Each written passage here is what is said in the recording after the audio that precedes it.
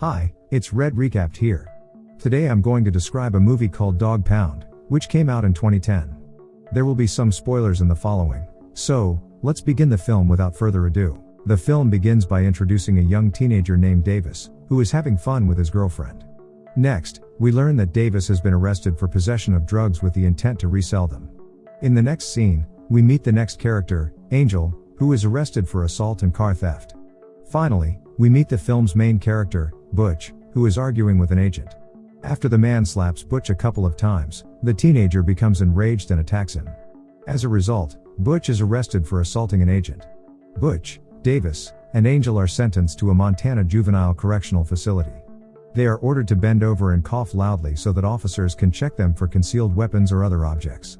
Next, they are told to remove their personal clothing. More specifically, Davis, the 16-year-old youth, was arrested for possession of marijuana. Angel, on the other hand, is the youngest. He is 15 years old. Similarly, Butch, 17, was transferred from another institution after assaulting that agent at the beginning of the film. After a thorough check, the institution's staff provides the teenagers with their prison clothes. Next, the superintendent, Sands, provides an orientation to the new inmates. He discusses the requirements of the facility, including the security processes in place. Sands then states the obvious: weapons, knives, illegal substances, and pornography are prohibited here. In addition, it is forbidden to create gangs within the institution, and those who do so will be heavily punished. He tells them that if they encounter any problems or have any questions, they should ask the unit supervisor, Goodyear, who has a reputation for being a strict but still compassionate man. Goodyear escorts the boys to the dormitory and assigns them beds. He then explains the various types and grades of juvenile detainees, as well as the uniforms they wear. He mentions that the color and style of their uniforms can be used to determine a detainee's status. Each detainee starts at the first level. During their stay, their level can be changed based on an analysis of their behavior. If they demonstrate progress, they advance to the next level. Inmates at this level wear black pants and polo shirts. They have shown that they have learned from their past mistakes and are ready to rejoin society. Goodyear goes on to say that the higher levels have some advantages and are often seen as administrators of the institution. They can even hold certain positions within the institution and do different jobs. On the other hand, inmates who misbehave or participate in dangerous activities are lowered in level. They stand out from the crowd with their orange clothing. During Goodyear's speech, Butch yawns, and the unit supervisor tells him that he has read his file and should pay attention to his words. In the next scene, we see Butch in the basement, waiting to be served dinner. But things do not go his way from day one because one of the inmates, named Banks, pours hot food on his thumb. Banks, although a superior inmate, is also one of the most feared guys. It could have been an accident, but it is more likely that Banks wanted to show the newcomer who is boss here. Butch, although visibly furious, keeps his cool and goes to sit with an inmate in an orange jumpsuit, Max. He is a witty and sharp free spirit whose behavior constantly irritates the authorities. Max advises Butch to ignore Banks, and so he will leave him alone. After they finish eating, Max does not seem interested in getting to know Butch and leaves. The new inmate's first day and night pass pleasantly and without incident. The next morning, Goodyear enters the room to wake everyone up. The second day begins with the washing of the institution's floor. After Goodyear calls Angelo and leaves, Banks and his gang of bullies, Looney and Eckersley, arrive. Banks begins to intimidate and bully Davis. Initially, Banks pretends to want to make friends but then notices Davis's shoes and inquires about his shoe size. Then he is intimidated into taking off his boots, which Banks changes with his old footwear. Indignant and frustrated, Davis looks at Banks' old boots and puts them on. Meanwhile, Butch is washing floors elsewhere and falls asleep in the process. Goodyear wakes him up and orders him to continue working. Soon after, Bank and his gang go up to Butch and start spitting on him. They then continue to spit on the areas of the floor he has finished cleaning. The gesture irritates him, but Goodyear calls him back and tells him to work. Banks and his minions then leave, and Butch resumes working as if nothing had happened. In the next scene, we see how Banks hands an inmate named Shadow a baggie filled with illegal substances. Later that night, unlike the previous night, things were different. Banks, Eckersley, and Looney wake up and approach Butch's bed. They covered his mouth and then hit him hard. As Banks hits him in the stomach, another guy hits the main character in the face. Banks stops him and tells not to hit him in the face because they will leave visible evidence. Shut up, I swear to God, I'll f***ing The next morning, as usual, guards arrive to wake up the inmates and investigate their beds. Unfortunately, one guard does not like the way Angel has made his bed, and furthermore, the young man disrespects him. As a result, the guard tells him that he will be placed in solitary confinement. Soon after, Goodyear tells all the teens that they can go. However, he detains Butch for a while because of the wound on his face. Goodyear asks what happened to his eye, but Butch lies by claiming that he slipped and fell in the middle of the night. Goodyear does not believe him. Butch is even threatened with solitary confinement, but to no avail. Later, Butch is brushing his teeth as Banks walks by him and pushes him lightly with his shoulder. Butch looks at him with eyes full of anger. Here it becomes clear that the protagonist is a paradoxical character. On the one hand, Butch wants to comply with the rules of the new institution in order to be released as soon as possible. On the other hand, he would like to give the bullies a lesson to stop the abuse against him and the weaker ones.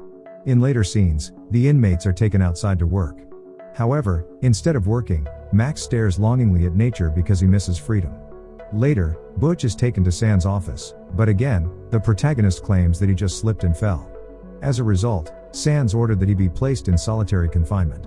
In the next scene, Max enters the institution's classroom and recites a love poem to the psychologist. She presumes the poem is for her and kicks Max out of the classroom. I thought I was alluding to you in that poem. I wasn't, so... Later, Banks and his gang of bullies bait Davis with narcotics. So as not to appear weak, Davis snorts the powder and collapses on the bed. Later, the bullies draw various things on his face and play with his mind. Davis begins to be paranoid and bursts out screaming. Banks and the two bullies run away before they are seen with him. Soon after, Davis cannot even stand up and crawls into the hallway. Goodyear notices him and takes him to the bathroom. He puts him in the cold shower before he gives him salt water to drink. Then Goodyear puts 2 fingers in his mouth so that he vomits the substances out of his body. Then, Davis, like Butch, is put in solitary confinement, and Goodyear advises him to drink lots of water. In later scenes, we see that the teenage inmates have discovered a way to get drugs into the institution. Meekin is a second-level inmate whose job is to pick up trash during visits. In doing so, he secretly introduces various items to other inmates. In fact, we see how, in one scene, he gives Banks a bag of pills. After about 48 hours, Angel, Davis, and Butch finally get out of solitary confinement. Now Butch is just waiting for the right time to get revenge on Banks and his bullies. One day, Looney and Eckersley play table tennis and attempt to instigate a fight with Davis while he is watching a television program. After he is hit on the head, Davis stands up angrily and approaches Looney. At that moment, Angel hastily hides the security camera, and Butch enters the room. He hastily walks toward Looney and knocks him out with vicious blows to the face. He then aggressively asks Eckersley where Banks is. Then Davis and Butch rush toward the toilet in search of Banks. Butch picks up a metal cup as he walks. When they arrive, Butch orders Davis to keep watch. Next, the protagonist enters the restroom and savagely beats Banks with the cup. Later, Davis enters the bathroom and quickly takes his boots back from Banks. Immediately after the guards find the bullies injured, Goodyear goes to Butch and scolds him for what he has done. However, he cannot officially punish him because the bullies have not said anything. Nevertheless, Goodyear aggressively pushes Butch a couple of times, but the young man, while seething with anger, manages to restrain himself from assaulting the guard. Meanwhile, Davis's mother visits him and informs him that she intends to sue the institution. However, Davis says he doesn't need her help because if the other inmates find out, he will be tormented even more. Butch, Davis, and Angel live peacefully inside the institution after what happened to Banks. They talk about their previous experiences and joke around as if nothing happened. However, the inmate nicknamed Shadow would like Butch to be part of his gang. Shadow wants to strengthen his group with Butch's help, but the protagonist does not like the circulation of drugs in the center. In fact, after a group session with the psychologist, Butch visits Meekin, the guy who circulates drugs in the institution. Butch starts searching for him and also takes the pills Meekin is supposed to give to Shadow. Today's my way. As the days go on, the new inmates begin to get used to the institution and bond with each other. Davis also tells how he had fun with his girlfriend's attractive mother, entertaining the other teenagers. The boys vent their anger through sports, and Davis wins a game of dodgeball, which earns him notoriety among the inmates. One day, Butch is with his friends in the laundry room, and each talks about their families and what they will do when they get out of here. Soon after, Goodyear arrives and takes him to the warden's office. Butch is told that the authorities have been investigating the officer he assaulted earlier.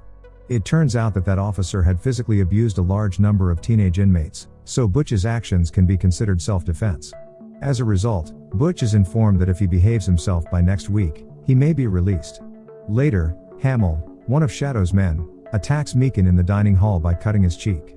Apparently, Shadow has given him orders to punish him for not bringing him his pills. Later, the guards begin searching the dormitories, but they find nothing, and no one talks. Later, Butch finds Shadow and suffocates him with a piece of cloth. Then he pushes him to the floor and warns him never to do what he did with Meekin again. Butch then throws Shadow's pills on the floor before leaving. In the next scene, Goodyear asks Sands permission to take time off work to celebrate his daughter's birthday party. However, Sands refuses to approve his request. Sands adds that because of the increased frequency of assaults, he cannot allow him to leave his position as unit supervisor. Later, Goodyear talks to his wife and tries to explain to her that he cannot be present at the party. Meanwhile, Angel draws a naked woman on the wall during a typical painting job. Goodyear, who is already furious with his wife, grabs Angel and, in a rage, pushes him against the wall, causing him to hit his head. Angel loses consciousness, and Butch discovers blood flowing from the back of his head. Soon after, Sands and the guards arrive. Goodyear's supervisor asks him what happened, but he remains silent. Butch, who witnessed the altercation, lashes out at Goodyear for not disclosing what happened. Butch is taken back to solitary confinement while an investigation is conducted. Meanwhile, Bullies Looney and Eckersley have been waiting for an opportunity like this to retaliate. The Bullies take advantage of Butch's absence to retaliate against the helpless Davis. The two surround Davis in the laundry room and take out their anger on him. They don't stop at physical attacks because Looney also sexually assaults him. Eventually, Butch is released from solitary confinement and joins Davis in the dining room. Before Davis could tell Butch what had happened, Butch informs him that he will be released shortly. Davis realizes that if he tells Butch about the abuse, he will lash out at Looney and beat him to death, so Davis avoids it. He had trouble falling asleep that night. Davis activates the alarm and asks the guard if he can call his mother. Since it is still late at night, around 3 a.m., the guard refuses the request and tells him he can do it in the morning. Davis desperately seeks help and continues to sound the alarm. This irritates the guards, who turn off the alarm. Helpless and humiliated, Davis goes back to bed and realizes that without Butch, he will not be able to defend himself against further attacks. In desperation, Davis commits suicide by slitting his wrists, and he bleeds to death that same night. Goodyear discovers his body the following morning. In the process, it turns out that Angel died in the hospital. A stony silence reigned in the dining room that day. Suddenly, an inmate shouts the word dead in response to the two deaths, and all the other teenagers join him.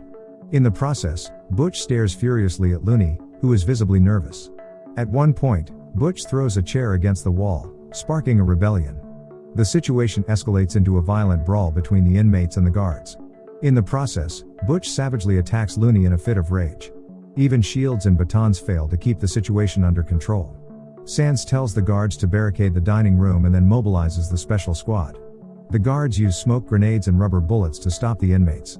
As the situation worsens, Max tears down the thin kitchen partition and directs Butch to the garbage room. Butch invites Max to escape together, but the latter refuses and goes back inside. After several attempts, Butch manages to force open the exit door. Butch gets out and, feeling the taste of freedom for a moment, smiles. However, the unexpected escape backfires when guards capture and beat Butch.